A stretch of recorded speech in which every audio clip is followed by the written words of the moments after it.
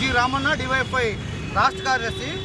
దేశవ్యాప్తంగా ప్రత్యేక అవసరాల విద్యార్థుల సంఖ్య లెక్కేసి ముఖ్యంగా ఆంధ్ర రాష్ట్రం దాదాపు 86,000 మంది దివ్యాంగుల విద్యార్థులను చెప్పి లెక్కలు తెచ్చి తక్షణ వాళ్ళకు ప్రత్యేకమైన టీచర్లను భర్తీ చేయాలని చెప్పేసి సుప్రీంకోర్టు ఆర్డర్ వేసింది. ఇందులో భాగంగానే ఏప్రిల్ 15వ తేదీన రాష్ట్ర కేబినెట్ సమావేశమయ్యి దాదాపు 2,260 పోస్టులు భర్తీ చేసినట్లు జియో నంబర్ 13 విడుదల చేశారు. కానీ ఇప్పటిదాకా కనీసం దాని మీద సిలబస్ కూడా రాష్ట్ర ప్రభుత్వం ప్రకటించలేదు. మేము అడుగుతున్నాం, నిరుద్యోగులు ఈరోజు రాష్ట్రంలో 15,000 మందికి పైగా ప్రత్యేక ఎడ్యుకేషన్ చేసిన వాళ్ళు ఉన్నారు. వారందరూ ఈరోజు సిద్ధంగా ఉన్నారు. వారందరూ కూడా నోటిఫికేషన్ స్పెషల్ డిఎస్సి నోటిఫికేషన్ వెంటనే విడుదల చేసి ఆ పోస్టు భర్తీ చేయాలని చెప్పేసి మేము అడుగుతున్నాం. ఇప్పటికే దాదాపు 86,000 మంది దివ్యాంగులు అంటే బహుశా రాష్ట్ర ప్రభుత్వం వీళ్ళేమో అడగారు కదా, నోరు లేదు కదా, మూవర్లు కదా అనుకుంటున్నారేమో.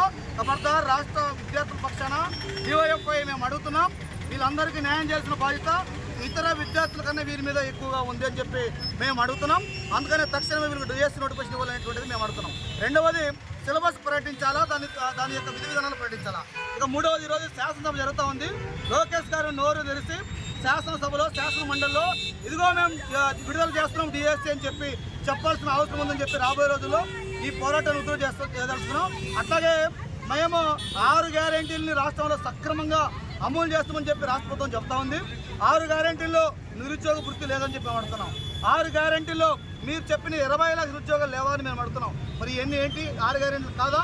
అందుకని 6 గ్యారెంటీల మీద ఇప్పటికైనా నాలుగు తడబడింది, సరి చేసుకొని మడవ నిప్పకుండా మాట నిలబెట్టుకోవాలని చెప్పి లోకేష్ గారు విజ్ఞప్తి చేస్తున్నాం. ఈ స్పెషల్ డిఎస్సి నోటిఫికేషన్ మీద ఈరోజు ప్రారంభం మాత్రమే కర్నూలులో, రేపు అనంతపురంలో, ఆ తర్వాత కడపలో మొత్తం రాష్ట్ర వ్యాప్తంగా ఈ ఉద్యమాన్ని ఉధృతం చేస్తాం. నోటిఫికేషన్ వచ్చేంత వరకు డివైఎఫ్ఐ పెద్ద ఎత్తున పోరాటం చేస్తామని చెప్పి ఈ సందర్భంగా తెలియజేస్తున్నాం. మా జిల్లా సెక్రటరీ